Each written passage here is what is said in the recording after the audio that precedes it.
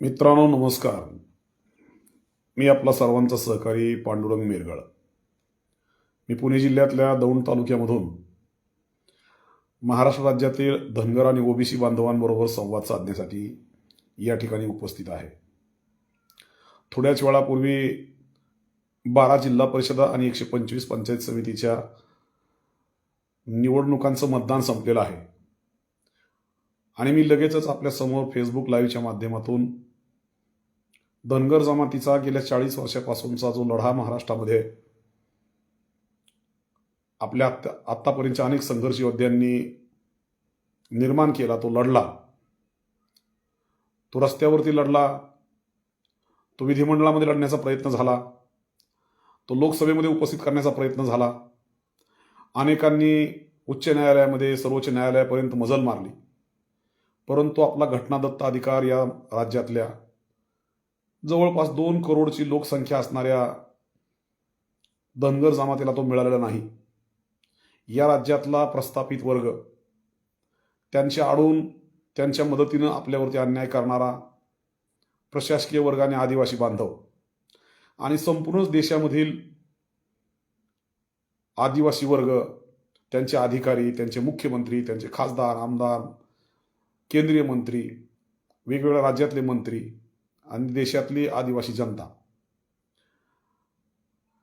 सर्वांनीच आपलाच आदिवासी भाऊ असणाऱ्या धनगर जमातीला महाराष्ट्रातल्या आरक्षणाच्या अंमलबजावणीच्या या देशामध्ये ज्या कालावधीपासून सुरू झाली तिथपासून ते आतापर्यंत आपल्याला वंचित ठेवलंय. आणि अलीकडच्या कालावधीमध्ये जी आंदोलनं झाली, एकंदरीत त्या आंदोलनामध्ये आपल्याकडे सपशेल दुर्लक्ष केलं गेलं.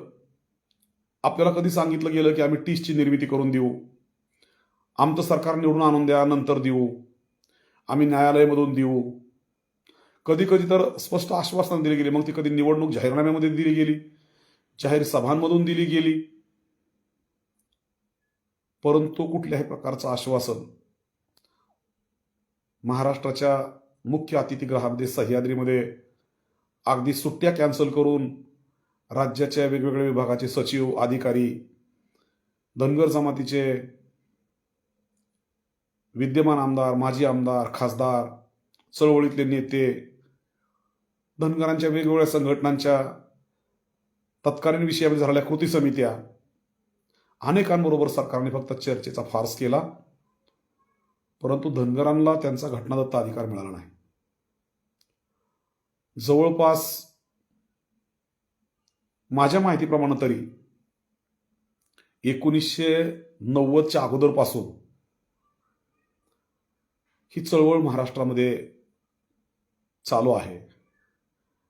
आणि अशा अवस्थेमध्ये आज 2026च्या फेब्रुवारी महिन्यामध्ये आपल्या हाती काहीच लागलेलं नाहीये. अशा अवस्थेमध्ये जमातीमध्ये ज्या प्रकारचा उद्रेक पाहिजे आहे तशा प्रकारचा उद्रेक तयार होत नाही. आपली लोक प्रस्थापित जातीवरती आणि जीवन जगण्याच्या जे वेगवेगळे पैलू आहेत, व्यवसाय आहेत, उद्योग आहेत, शेतमजुरी आहे, छोटीशी शेती आहे, मेंढपाळी आहे, नोकरी आहे, अशा अनेक क्षेत्रामध्ये आपण कुणावरती नाही कुणावरती अवलंबून असल्यामुळं आणि धनगरांना चळवळीचं ज्ञान माहीत नसल्यामुळं समाजामध्ये लाजरेपणा, बुजरेपणा, भित्रेपणा आणि मी भला आणि माझा प्रपंच भला, माझी लेकरं बाळ भली, मला जमातीचं काय, हास्य स्वार्थी प्रवृत्तीमुळं धनगरांची चळवळ ज्या प्रमाणामध्ये फोफवायला पाहिजे होते, ज्या प्रमाणामध्ये उद्रेक निर्माण पाहायला पाहिजे होता, ज्या प्रमाणामध्ये आतंक निर्माण पाहिजे होता, आक्रोश निर्माण पाहिजे होता, तो झाला नाही.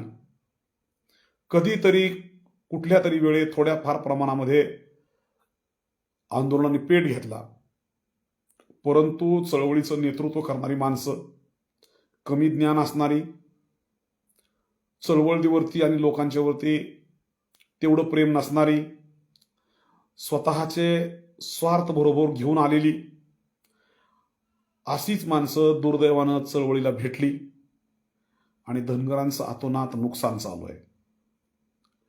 1947ला स्वतंत्र झालेला देश आणि त्यानंतर 5-6 वर्षामध्ये या देशामध्ये सुरू झालेले संविधानिक अधिकारानुसार सुरू झालेलं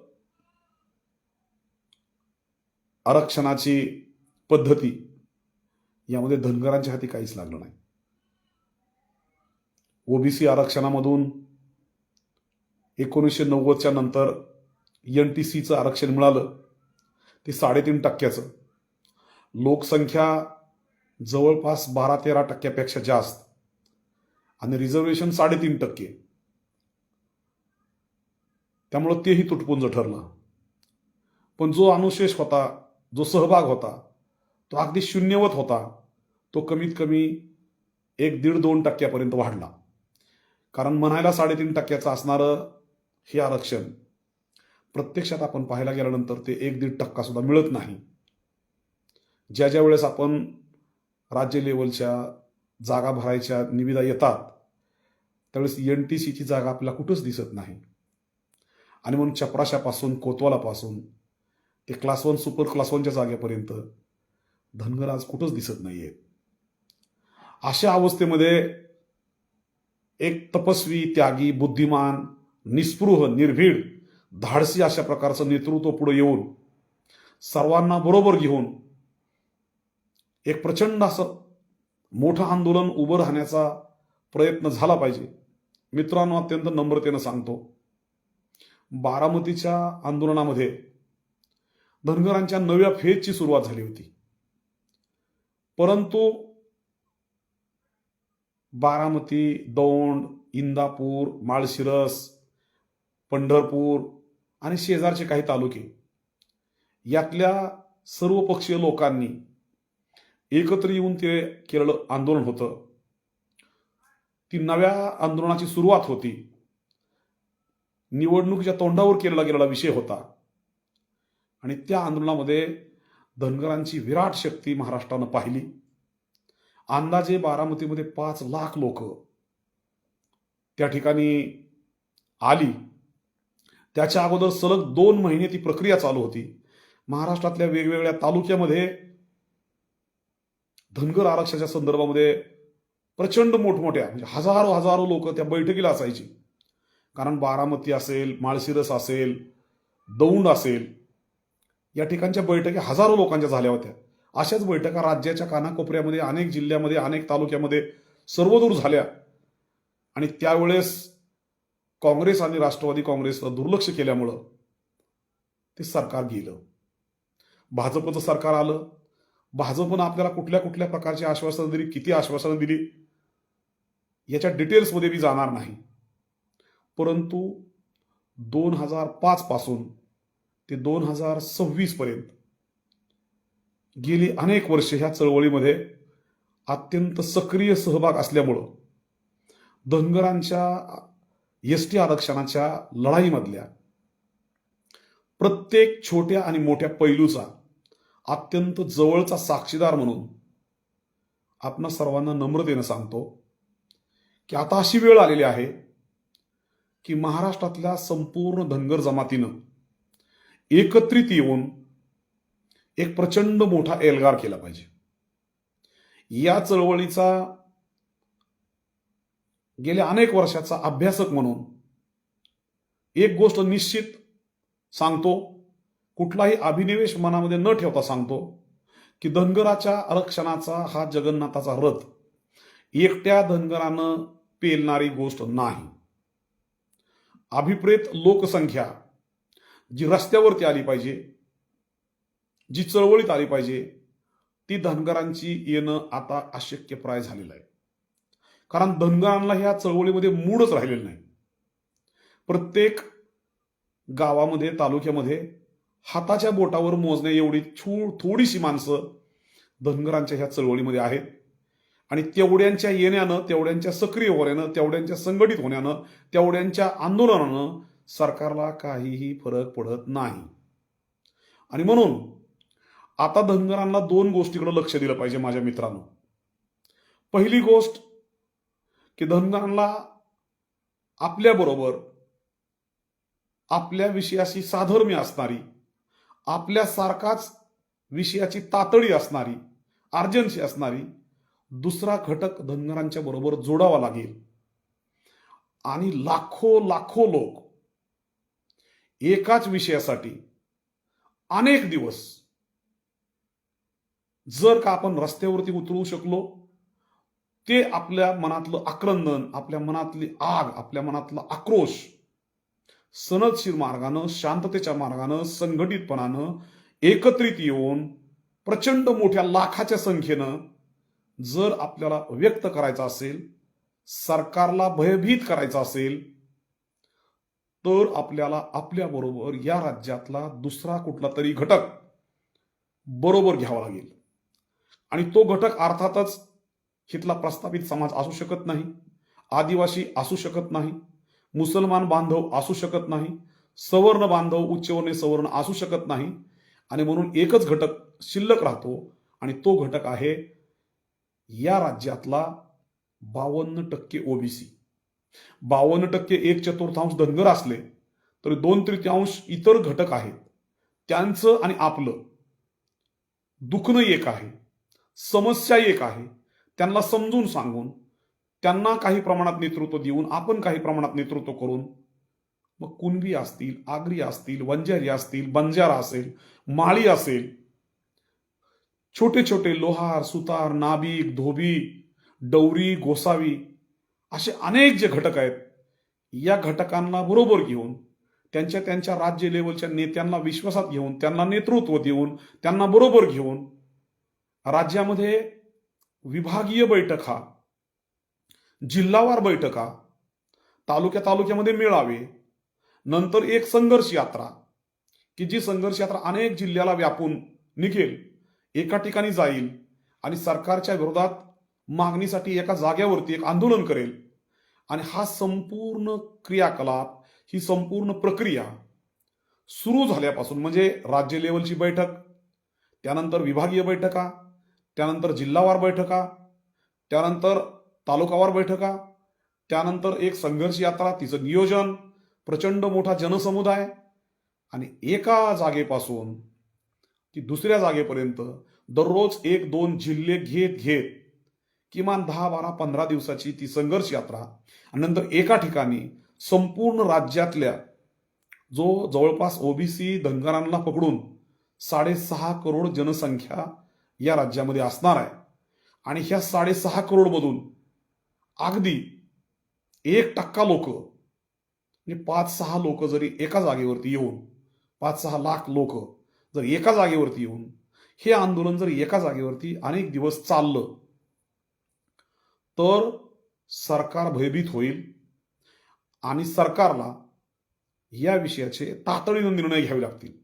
अशा प्रकारचं आंदोलन गेल्या 1-1.5 वर्षापासून माझ्या मनात आहे. गेल्या 1-1.5 वर्षामध्ये ह्याच्यावरती मी प्रचूर लिखाण केलं. परंतु जालन्याला मागच्या सप्टेंबर-ऑक्टोबरमध्ये ज्यावेळेस आंदोलन सुरू झालं, खरं तर त्याच्या अगोदर धनगर आरक्षणाची पेरणी आणि त्याच्यामध्ये ओबीसी घटकांना एकत्रित घेण्यासाठी बारामतीला आणि फलटणला राज्य लेवलच्या प्रमुखांच्या 2 बैठका झाल्या होत्या. परंतु त्या बैठकामधून माहोल तयार होतोय. आणि म्हणून या राज्यातल्या सरकारनं म्हणा किंवा प्रस्थापित जातीनं म्हणा, आपल्यातल्याच काही लोकांना एका रातोरात ग्राउंड तयार करायला लावले, पंडाल टाकून दिले, आंदोलनं झाली, उपोषणं झाली, लोक आली, त्यांना गाड्या दिल्या गेल्या, स्टेज दिले गेले, सगळं काही झालं. लाखो लोक एकत्रित आली खरी, पण झालं काहीच नाहीये. मला आठवतं की बारामतीच्या आंदोलनामध्ये लाखो लोक एकत्र आली, सरकारनं दुर्लक्ष केलं, तर त्या सरकारला जावं लागलं.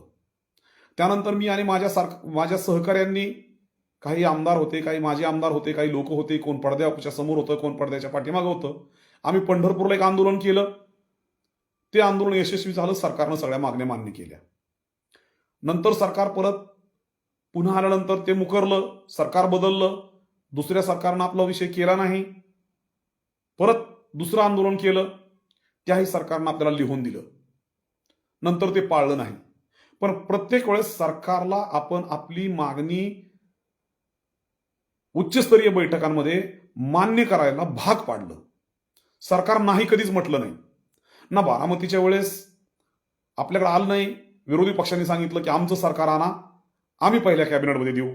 त्यांचं सरकार आणलं, त्यांनी धनगरांबरोबर हरामखोरी केली. परत पुन्हा आपण पंढरपूरला उपोषणाला बसलो. त्यांना सांगितलं ठीक आहे, सरकारला देणं शक्य नाही, चला कोर्टामध्ये आमची केस आहे 4919 नंबरची, ती फास्ट ट्रॅकवर घ्या, आमच्या सगळ्या आंदोलकांची गुन्हे माघारी काढा, आमच्यातल्या ज्या तरुणांनी आत्महत्या केली त्यांना कॉम्पेन्सेशन द्या आणि आमच्या केसचा खर्च करा. देवेंद्रजींनी त्यावेळेस या सगळ्या मागण्या मान्य केल्या. परंतु पुढं सरकार बदललं. सरकार केस फास्ट ट्रॅकवर चालली नाही. ती केस अलीकडच्या कालावधी 2024च्या दरम्यान परत त्यांनी निकालात काढली. त्याच्यामध्ये अनेक प्रकारचा सरकारने देवेंद्रजींनी हस्तक्षेप केला. शिंदे साहेबांनी मुख्यमंत्र्यांना लिहून दिलं की 15 दिवसाच्या जी आर काढतो. तो विषय पाळला नाही. ह्या विषयाला अनेक कंगोरे आहेत. कारण ज्यावेळेस सरकारनं पंढरपूरला येऊन आपल्याबरोबर बातचीत करून ज्यावेळेस आपलं म्हणणंच मान्य केलं, त्यावेळेस आपल्या उपोषणकर्त्यांनी ऐकलंच नाही. ज्यावेळेस सरकार तुम्हाला लिहून देते की आम्ही 15 दिवसात जी आर काढतो, उपोषण चालू ठेवायचं काहीच औत्सुक्य नव्हतं. जे उपोषणाला बसताना आमच्या पाया पडत होते की तुमची कृती समिती आहे, तुम्ही घेतलेला निर्णय, आम्ही तुमच्या सगळ्या निर्णयामध्ये आहोत, फक्त आम्हाला बसू द्या, तीच लोक स्टेजवर चढल्यानंतर त्या आंदोलनाचे मालक झाले. आणि दुर्दैव हे आहे की मी 2014च्या आंदोलनामध्ये पाहतो की 2014चं आंदोलन ज्यावेळेस पंढरपूरमधून निघालं त्यावेळेस त्याच्या आंदोलनाचे वेगळे होते. बारामतीमध्ये आलं त्यावेळेस सुरुवातीच्या 3-4 दिवसामध्ये वेगळे होते, नंतर वेगळे होते. धनगरांमध्ये हिसकावून घेण्याची आणि श्रेयवादाची लढाई एवढी प्रचंड आहे. मी अत्यंत नम्रतेनं सांगतो, पंढरपूरच्या 2019च्या आंदोलनामध्ये सुद्धा एक कृती समिती होती. मी स्वतः तर चर्चेला गेलो नव्हतो. सर्वाधिक अधिकार त्यामध्ये रामदादा गावडे असतील, डॉक्टर देवकाते असतील, बाळासाहेब कोळेकर असतील, महामहिम सभापती राम शिंदे साहेब असतील, या लोकांनाच मी सांगितलं तुम्ही जावा मुख्यमंत्र्यांबरोबर चर्चा करा. त्यांनी सांगितलं चर्चा यशस्वी झाली, आपण आंदोलन मागे घेतलं.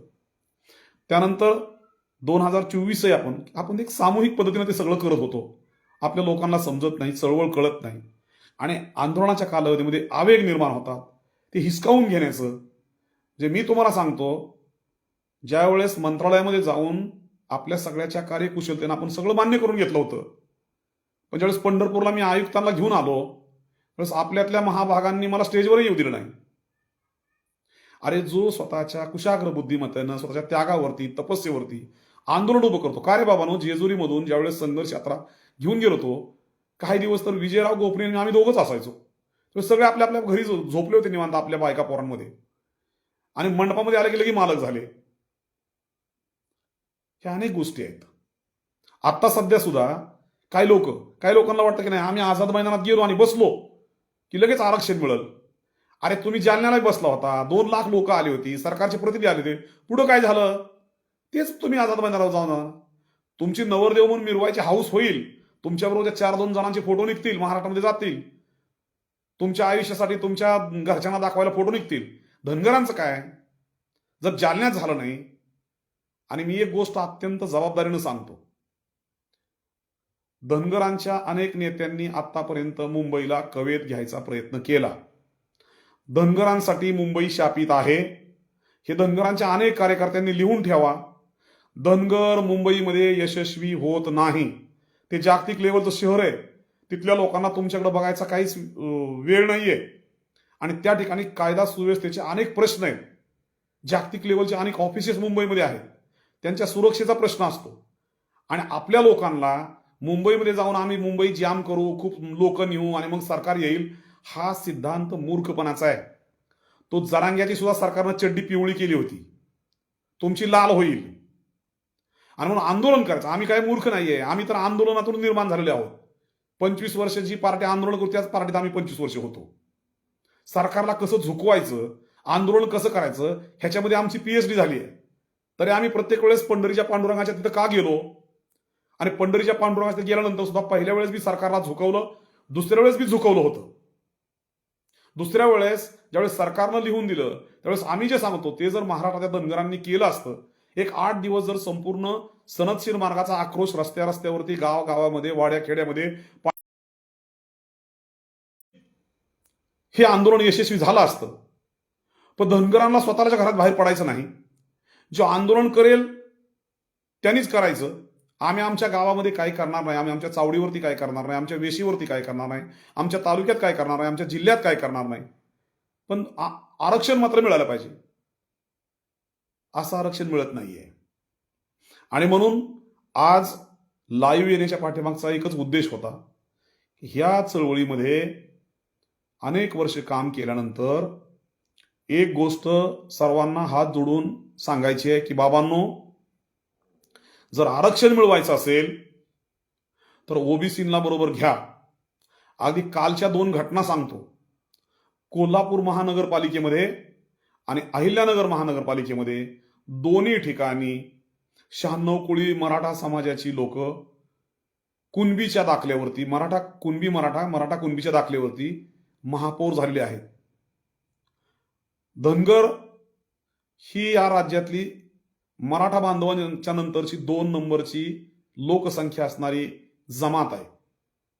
परंतु आताच्या महानगरपालिकांच्या, नगरपंचायतींच्या, नगर परिषदांच्या, जिल्हा परिषदांच्या, पंचायत समितीच्या निवडणुकीमध्ये धनगरांना कुठेही तिकीट दिले गेलेली नाही. त्यामुळे ज्यावेळेस या सगळ्या निवडणुका पार पडतील त्यावेळेस तुमच्या हाती भोपळा आलेला असेल, भोपळा. आणि म्हणून धनगर जमातीचं, त्याचबरोबर 18 पगड जातीतल्या ओबीसींचं कल्याण करायचं असेल, जोपर्यंत एसटीचं आरक्षण मिळत नाही तोपर्यंत आपल्याला ओबीसीचं आरक्षण आहे. 3.5% एनटीसीचं आरक्षण आहे.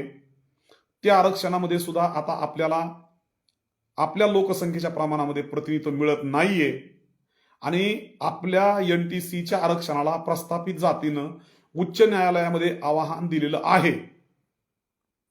त्यामुळं अशाच प्रकारचं दुर्लक्ष जर आपण केलं तर एनटीसीचं, धनगरांचं आरक्षण सुद्धा आपल्यापासून हिसकावून घेतलं जाऊ शकतं. हे मी अत्यंत जबाबदारीनं सांगतोय, कारण मी हे जीवन दररोज जगतो. रात्रंदिवस ह्या विषयाचा अभ्यास, वाचन, लेखन करत असतो. आणि म्हणून धनगरांना जर आता सध्याचं एनटीसी मधलं ओबीसीच्या माध्यमातून मिळालेलं आरक्षण आणि स्थानिक स्वराज्य संस्थांमध्ये किंवा केंद्रीय संस्थांमध्ये आपल्या मुलांना जे आरक्षण मिळतं ते आरक्षण, म्हणजे तुमचा धनगरांचा जर केंद्रीय लेवलला IAS व्हायचा असेल, IFS व्हायचा असेल, IIM ला जायचं असेल, तर ह्या सगळ्या ऍडमिशन प्रक्रियेमध्ये किंवा त्या निवड प्रक्रियेमध्ये तुम्हाला ओबीसीच्याच आरक्षणाचा लाभ घ्यावा लागत आहे, आधार घ्यावा लागत आहे. आणि त्या आधारामध्ये महाराष्ट्रातला प्रचंड मोठ्या संख्येचा खोटी सर्टिफिकेट, कुणबी मराठा आणि मराठा कुणबीची बोगस सर्टिफिकेट जी लाखोच्या संख्येने आता घेतली गेलेली आहेत, त्याच्यामुळं ह्या सगळ्या विषयाचा अल्टिमेट प्रभाव हा या राज्यातल्या 6.5 करोड ओबीसींवरती झालेला आहे. आणि त्या 6.5 करोड मध्ये 1.5 ते 2 करोड धनगर तुम्ही आहात. एवढा मोठा लोकसंख्येचा जात घटक दुसरा कुठलाही नाही. आणि म्हणून धनगरांमध्ये जे थोडेफार शिकलेले आहेत, ज्यांना आरक्षण कळतं, ज्यांना प्रतिनिधित्व कळतं, ज्यांना चळवळ कळती, ज्यांना केडर कळतं, त्या सर्व घटकांनी आता खडबडून जागं झालं पाहिजे. आणि जागं होऊन या विषयामध्ये एक प्रचंड मोठं जन आंदोलन, की जे ओबीसी मधले जे आपले भाऊ आहेत, मग वंजारी भाऊ असेल, माळी भाऊ असेल, आगरी असतील, कोळी असतील, बंजारा असेल, खरे ओरिजिनल कुणबी असतील, ह्या सगळ्यांना बरोबर घेऊन एकत्रित बैठक करून आपल्या आंदोलनाची 2च मेन हेडलाईन असतील, 2च मागण्या असतील. एक मागणी असेल धनगरांच्या एसटी आरक्षणाची तत्काळ अंमलबजावणी, आणि दुसरी मागणी असेल महाराष्ट्रामध्ये ओबीसींच्या आरक्षणाचं रक्षण. याचाच अर्थ या राज्यामध्ये जेवढे खोटे कुणबी मराठा आणि मराठा कुणबीचे दाखले दिलेले आहेत, जे संविधानाप्रमाणे शैक्षणिकदृष्ट्या आणि सामाजिकदृष्ट्या मागास नाहीत, सर्वोच्च न्यायालयाच्या आणि उच्च न्यायालयाच्या अनेक दाखल्यांप्रमाणे या राज्यातला 96 कोळी मराठा समाज जो खोट्या कुणबी आणि कुणबी मराठा आणि मराठा कुणबी ह्या 2 नावाखाली ओबीसीमध्ये घुसखोरी केलेली आहे, हे सगळे दाखले कॅन्सल झाले पाहिजेत. त्यांना दिलेल्या ज्या काही सोयीसुविधा आहेत, ज्या सवलती आहेत, ज्या नोकऱ्या आहेत, त्या तत्काळ प्रभावानं कॅन्सल झाल्या पाहिजेत आणि त्या मूळ ओबीसींना मिळाल्या पाहिजेत. अशा प्रकारच्या ह्या दोनच मागण्या, धनगर आरक्षणाचं अंमलबजावणी आणि ओबीसी आरक्षणाचं रक्षण, या बॅनरखाली जे जे नेते ह्या आंदोलनामध्ये उघड येतील, कारण ओबीसीचे बहुतांश नेते हे सध्या भारतीय जनता पार्टी, शिंदे साहेबांची शिवसेना, अजितदादांची राष्ट्रवादी या महायुतीच्या 3 पक्षाकडे प्रमुख लोक आपले आहेत. ह्या लोकांचा ओबीसी चळवळीमध्ये काहीही उपयोग नाही.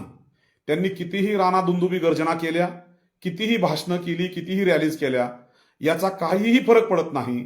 ही गोष्ट आपण गेल्या 2 वर्षामध्ये पाहिलेली आहे. आणि म्हणून जो जो आपल्या बरोबर आहे, आदरणीय प्रकाशांना शेंडगे साहेब असतील, चंद्रकांतजी बावकर असतील, विजयजी वडेट्टीवार असतील, अशा प्रकारचे जे नेते, जी महायुती आता सत्तेवरती आहे, त्यांच्या विरोधात मी या फेसबुक लाईव्हच्या माध्यमातून काँग्रेसचे नेते, संसदेमधील विरोधी पक्षनेते राहुलजी गांधी यांचं विशेष अभिनंदन करेल, कारण त्यांनी तालकटोरा स्टेडियमवरती जी या देशातल्या ओबीसींची माफी मागितली आणि सांगितलं की जे स्पीड या विषयामध्ये आता मी ठेवणार आहे ते दुप्पट ठेवणार आहे. आणि म्हणून या विषयामध्ये, कारण धनगर आरक्षणाचा विषय आणि ओबीसी आरक्षणाचा विषय हे दोन्ही विषय राजकारणामुळं खोळंबलेले आहेत आणि निर्माण झालेले आहेत. धनगरांचा एसटी आरक्षणाचा मुद्दा हा राजकारणामुळे खोळंबलेला आहे आणि ओबीसींच्या घुसखोरीचा मुद्दा हा राजकारणामुळे निर्माण झालेला आहे.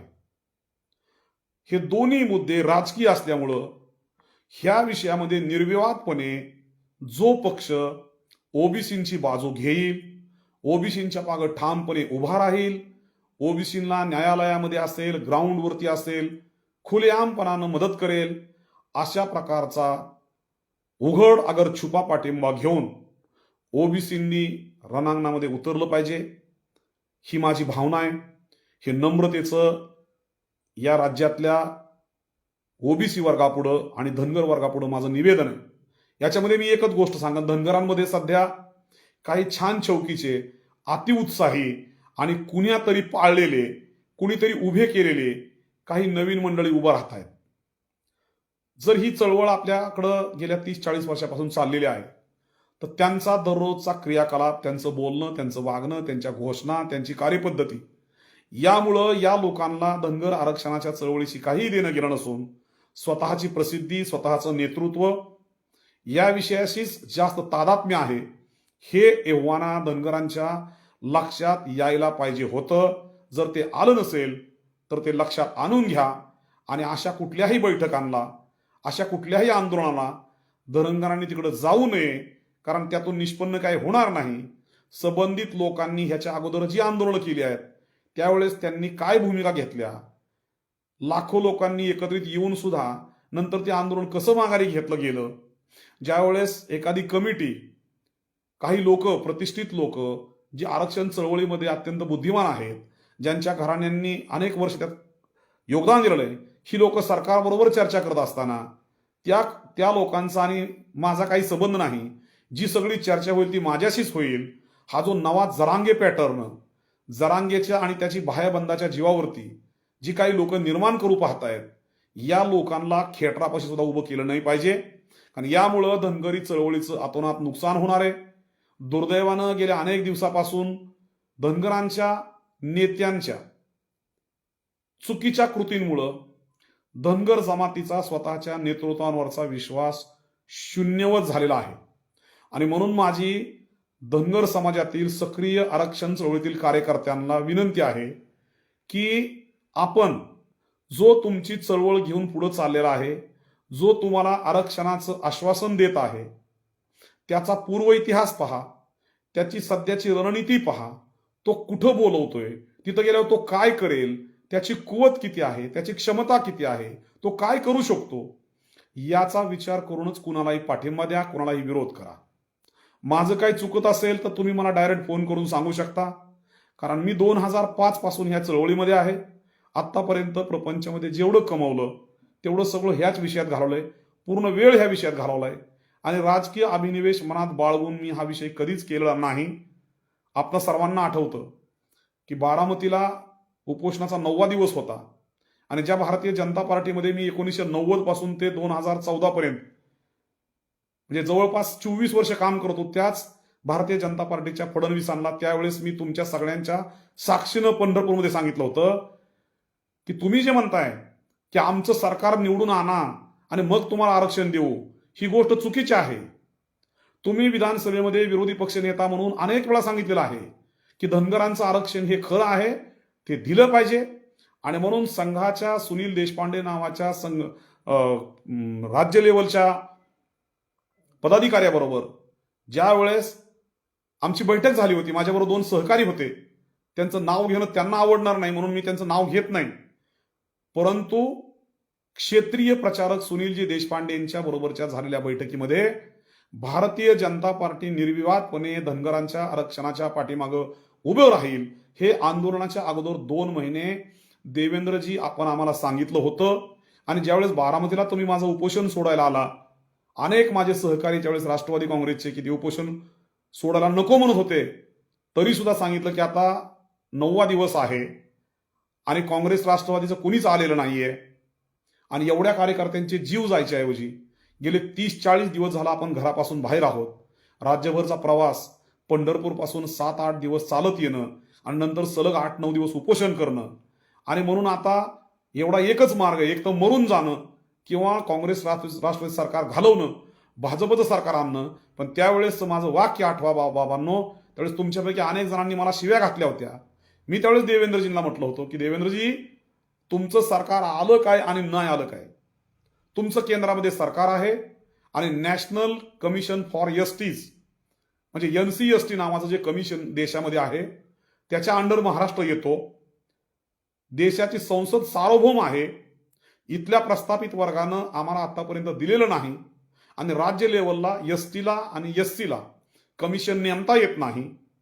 आणि म्हणून तुम्ही केंद्रीय NCSTच्या माध्यमातून इथला सर्वे करून आमची फक्त कागदपत्र तपासायची इथं आणि म्हणून केंद्रानं ह्या विषयामध्ये हस्तक्षेप करावा आणि आम्हाला आरक्षण द्यावं. हे माझ्या उपोषणाच्या 9व्या दिवशी देवेंद्र फडणवीस, तत्कालीन प्रदेशाध्यक्ष भारतीय जनता पार्टी, ज्या भारतीय जनता पार्टीमध्ये मी 24 वर्ष काम करत होतो, तरी त्यांना विरोध करून बोललो होतो. त्यावेळेस आपल्यापैकी अनेक जणांना राग आला होता, परंतु त्यावेळेस आपली लोक त्यांच्या पाठीमागे गेली. त्या आंदोलनाला कोणी नेतृत्व नव्हतं. हनुमान बापूंसारखा जमातीवरती प्रेम करणारा माणूस होता, पण त्या माणसाला सगळ्या लोकांनी केल्यामुळे त्यांचा भारतीय जनता पार्टीमध्ये प्रवेश झाला.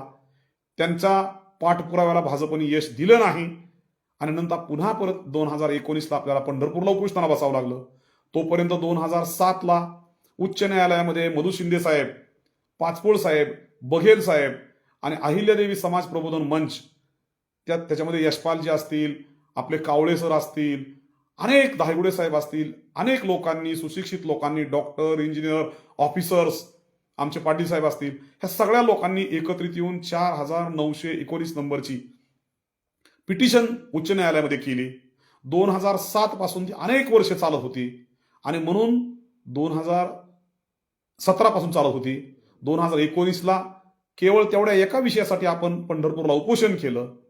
त्या उपोषणामध्ये महाराष्ट्रातल्या वेगवेगळ्या जिल्ह्यातली 10 जण, त्याच्यामध्ये विजय तमनर असतील, राजेंद्र तागड असतील, सुरेश कोलगुंडे असतील, आपले बंडगर महाराज असतील, प्रकाश थाडके असतील, नागोराव बारसे असतील, अजून अशी 10 मंडळी, आपला जिंतूरचा अपंग असलेला माझा बांधव गंगाप्रसाद खारुडे असेल, अशी अनेक मंडळी होती आणि आम्ही उपोषणाला बसलो. देवेंद्रनी सांगितलं की तुमची फास्ट ट्रॅकवर केस घेतो, तुमचा सगळा खर्च करतो.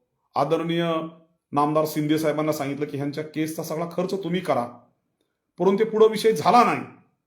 पुन्हा परत 2024ला बसलो आपण. मुख्यमंत्र्यांना शिंदे साहेबांना लिहून दिलं, तोही विषय झाला नाही.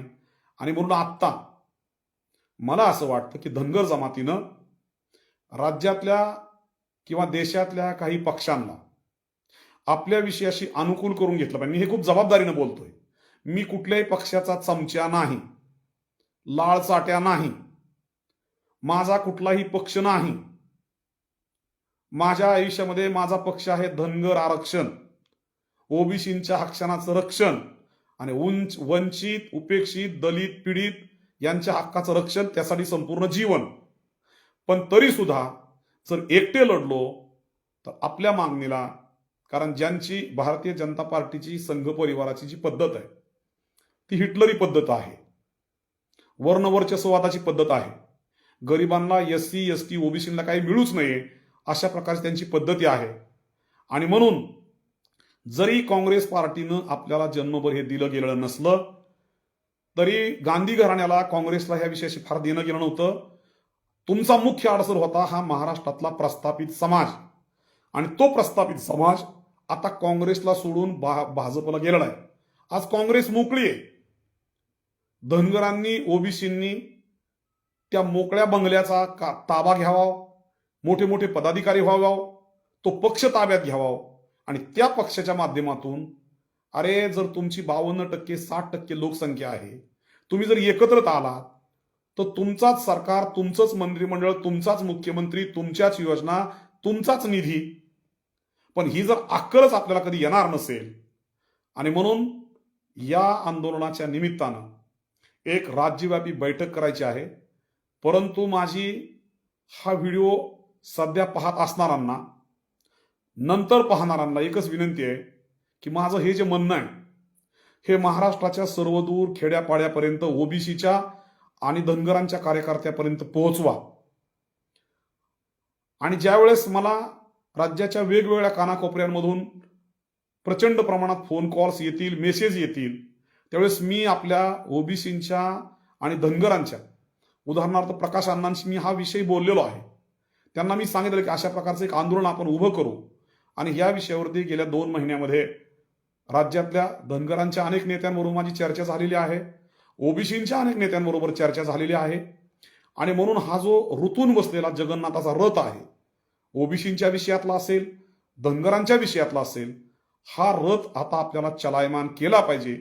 आणि हा जर करायचा असेल तर आपण प्रचंड मोठ्या संख्येनं, विशेषतः महाविद्यालयीन विद्यार्थी, उच्च महाविद्यालयीन विद्यार्थी, पीएचडी करणारे विद्यार्थी, सुशिक्षित, नोकरशहा, नोकरीतले छोटी मोठी माणसं, ज्यांना हे कळतं, ज्यांना ह्या विषयाचे आर्जनश आहे, मी तुम्हाला सांगतो, माझ्याबरोबर असणारे जे सहकारी आहेत, आम्ही अत्यंत निरपेक्ष भावनेनं या विषयामध्ये न भूतो न भविष्यती एक अत्यंत विशाल अशा प्रकारचं आंदोलन उभं करू शकतो.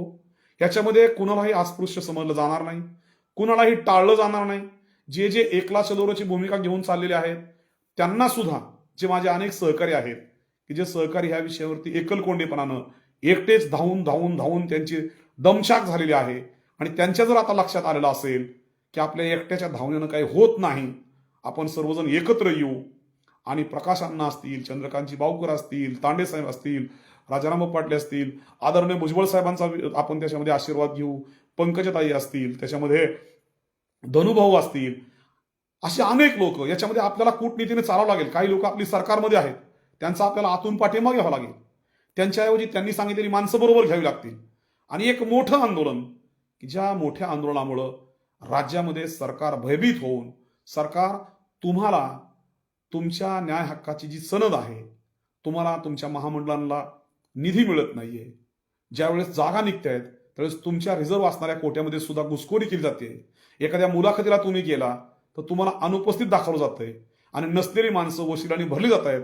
आणि तुमच्या वाट्याच्या नोकऱ्या, तुमच्या वाट्याच्या संधी, तुमच्या वाट्याच्या ग्रामपंचायती, पंचायत समित्या, जिल्हा परिषदा, नगरसेवक पदं, नगराध्यक्ष पदं, हे सगळं हिसकावून घेतलं जातंय.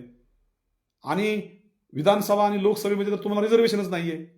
तुमची लोकसंख्या 52%, तुमचं प्रतिनिधित्व 10%ही नसतं या. मग अशा अवस्थेमध्ये हा सगळा अनुशेष, इथून पुढच्या कालावधीमध्ये हे जग चालणार आहे, ही लोकशाही चालणार आहे, माणसं येणार आहेत, सगळं चालत राहणार आहे. तुम्ही जोपर्यंत जागे होत नाही तोपर्यंत तुमचं काही होणार नाही.